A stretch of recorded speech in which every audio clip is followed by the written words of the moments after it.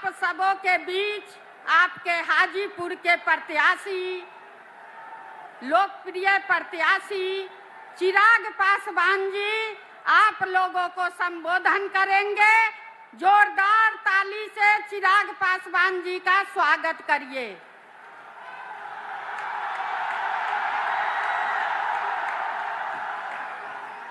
साथियों, प्रधानमंत्री जी के व्यस्ततम कार्यक्रम का हम लोग सम्मान करते हुए मैं पूरे मंच को एक साथ संबोधित करते हुए हमारे प्रधानमंत्री आदरणीय नरेंद्र मोदी जी का हाजीपुर की इस पावन धरती पर हम सब जोरदार तालियों से हम लोग स्वागत करें। आदरणीय प्रधानमंत्री जिंदाबाद, आदरणीय प्रधानमंत्री जिंदाबाद। साथियों, आज का ये दिन मेरे लिए मिश्रित भावनाओं से भरा हुआ है, जहां एक तरफ लोक जनशक्ति पार्टी रामविलास की तरफ से एनडीए का समर्थित प्रत्याशी हाजीपुर की धरती, हाजीपुर की लोकसभा से घोषित होने पर जहां इस बात का उत्साह है, तो वहीं ये बात मुझे भावुक भी करती है कि हाजीपुर की ये धरती हमेशा मेरे नेता, मेरे पिता आदरणीय रामविलास पासवान जी के नाम से जानी जाती थी। मेरे पिता का नाम हाजीपुर की महान जनता की वजह से देश में, दुनिया में जाना जाता था। आज जब वो हमारे बीच नहीं है, यकीनन ये पल मुझे भावुक करता है, पर आज मेरा हिम्मत आप बढ़ाते हैं और मेरे लिए मेरे प्रधानमंत्री जी का यहाँ आना, इससे पहले मेरे पिता, मेरे नेता आदरणीय रामविलास पासवान जी के लिए भी प्रधानमंत्री यहाँ पर आए थे, और आज जब वो यहाँ पर आए हैं, उन्होंने एक पिता की कमी को मेरे अभिभावक के रूप में पूरा करने का उन्होंने काम किया। एक बार जोरदार ताली आप लोग प्रधानमंत्री जी के स्वागत में यहाँ पर बजा। साथियों, मेरे लिए आज हाजीपुर की धरती किसी पवित्र संगम से कम नहीं है।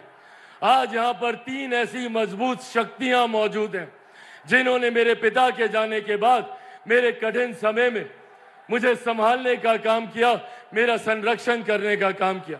भले वो मेरी माता रीना पासवान जी हो, मेरे प्रधानमंत्री आदरणीय नरेंद्र मोदी जी हो, और आप सब हाजीपुर की महान जनता, आप लोगों की वजह से ही आज चिराग पासवान का अस्तित्व है। आप लोगों की वजह से ही आज चिराग पासवान आप लोगों के बीच मौजूद हो पाया।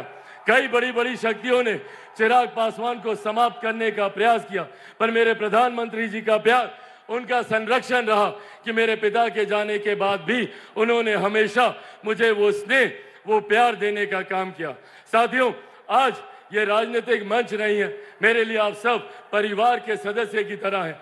ज्यादा राजनीतिक चर्चा ना करते हुए मैं बस ये आग्रह करने आया हूं कि हम सबको इस बात का ध्यान रखने की जरूरत है कि कौन सही मायनों में हमारे लिए कार्य कर रहा है, कौन दिन रात मेहनत कर कर हम लोग को मुख्य धारा के साथ जोड़ने का काम कर रहा है। एक तरफ हमारे प्रधानमंत्री आदरणीय नरेंद्र मोदी जी हैं। आज जब यहाँ पर इतनी भारी संख्या में महिलाएं मौजूद हैं, पहली बार देश में एक ऐसे प्रधानमंत्री आए जिन्होंने आपके सम्मान की चिंता करते हुए शौचालय का निर्माण करने का कार्य कराया, आपके लिए उज्ज्वला योजना देने का काम करवाया। मैं चाहता हूं एक बार जोरदार ताली तमाम महिलाएं हमारे प्रधानमंत्री जी के लिए बजाएं। आज पहली बार देश में एक ऐसे प्रधानमंत्री जिन्होंने इस बात की चिंता की कि अगर घर पे कोई बीमारी आए तो वो व्यक्ति अपनी जमीन जायदाद गिरवी ना रखनी पड़े, महिलाओं के जेवर को बेचने की नौबत ना आए। प्रधानमंत्री जी ने आयुष्मान योजना के तहत 5-5 लाख रुपए का मुफ्त इलाज हर गरीब परिवार को देने का उन्होंने प्रावधान बनाया। आज देश की, दुनिया की सबसे बड़ी गरीब कल्याण की योजना, जिस पर हम सबको गर्व होता है, और इसका श्रेय मैं मेरे नेता, मेरे पिता आदरणीय रामविलास पासवान जी को भी दूंगा। प्रधानमंत्री जी जानते हैं, उस वक्त उनका खुद का स्वास्थ्य खराब था, पर प्रधानमंत्री जी की सोच को धरातल पर उतारने के लिए प्रधानमंत्री गरीब जन कल्याण अन्न योजना के तहत आज भी देश में 81 करोड़ लोगों को मुफ्त में राशन दिया जा रहा है। ये सोच हमारे प्रधानमंत्री आदरणीय नरेंद्र मोदी जी की है। जहां हमारी सरकार ने सरहद से सीमाओं को सुरक्षित रखा, अंतरिक्ष के माध्यम से विकास के कार्यों को गति दी, जहां किसान सम्मान निधि के माध्यम से हर गरीब हर मजदूर की चिंता करने का प्रधानमंत्री जी ने कार्य किया, तो वहीं आज भी कुछ विपक्षी दल के नेता हैं जो आप लोगों के बीच हम लोगों के बीच घूम घूम कर भ्रम फैलाने का कार्य कर रहे हैं। कौन है ये लोग? ये वही लोग हैं जो 90 के दशक में लाठी में तेल पिलाने का काम करते थे। ये वही लोग हैं जो आप लोगों की नौकरी के बदले में जमीन लिखवाने का काम करते थे, और अब तो इन्होंने विधिवत तरीके से इस योजना को अंजाम देने का प्रावधान बनाना शुरू कर दिया है। इनहेरिटेंस टैक्स के माध्यम से अब विरासत पर टैक्स लगाने की सोच कांग्रेस और राजद के नेता करने जा रहे हैं। आप लोगों की जितनी जमीन है चाची, आप लोग का जितना गहना जेवर होगा ना, कांग्रेस और राजद का लोग आएगा उसका 55% अपने खजाने में ले लेगा। ये हम लोग को याद रखने की जरूरत है कि किस तरीके से हम लोगों का थोड़ी बहुत संपत्ति जो भी अर्जित की गरीब किसान गरीब मजदूर या महिलाओं ने, उसको भी हड़पने की सोच कांग्रेस और राजद के लोग रखते हैं और भ्रम फैलाने का ये लोग काम करते हैं, झूठ बोलने की बात करते हैं। कभी कहेंगे संविधान खत्म हो जाएगा, कभी कहेंगे आरक्षण समाप्त हो जाएगा, तो कभी कहेंगे कि लोकतंत्र की हत्या हो जाएगी। ये लोग लोकतंत्र की बात करेंगे जिन्होंने सन 75 में आपातकाल लगाकर सही मायनों में लोकतंत्र की हत्या करने का काम किया।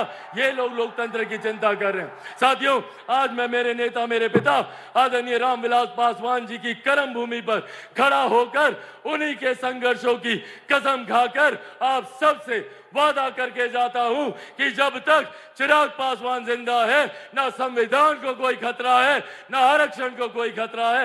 ये वादा आपसे मेरे प्रधानमंत्री जी भी करके जाते हैं। साथियों, जो लोग संविधान को खतरे में बताते हैं वो आप लोगों की गरीब कल्याण योजनाओं पे नजर रखते हैं। आज मैं मेरे प्रधानमंत्री जी से भी इस मंच के माध्यम से आग्रह करूंगा कि सर, ऐसे प्रावधान बना दिए जाएं ताकि आरक्षण को लेकर उम्र भर के लिए ये बहस ही समाप्त हो जाए। संविधान की धाराओं का, कानून की धाराओं का इस्तेमाल कर कर जो लोग बार बार आरक्षण संविधान को लेकर भ्रम फैलाते हैं, उसकी चर्चा ही पूरी तरीके से समाप्त कर दी जाए। ऐसे प्रावधान प्रधानमंत्री जी आने वाले दिनों में आरक्षण और संविधान को लेकर करें, ये मैं अपेक्षा रखता हूं। और अंत में साथियों बस इतना कहूंगा कि अगर ये लोग आए तो खतरा हम लोग की गरीब कल्याण योजनाओं को है। जितनी कांग्रेस राजद के लोग हैं, आज जितने लोगों को 5-5 किलो अनाज मिलता है, एक बार हाथ उठाकर प्रधानमंत्री जी को बताएं कि आप लोग को अनाज मिल रहा है ना? जिनको मिल रहा हाथ उठाकर बताएं। अगर कांग्रेस के लोग आए, राजद के लोग आए, तो ये लोग ये अनाज मिलना बंद करा देंगे। आयुष्मान योजना को ये लोग बंद करा देंगे, क्योंकि ये लोग चाहते हैं कि गरीब गरीब रहे।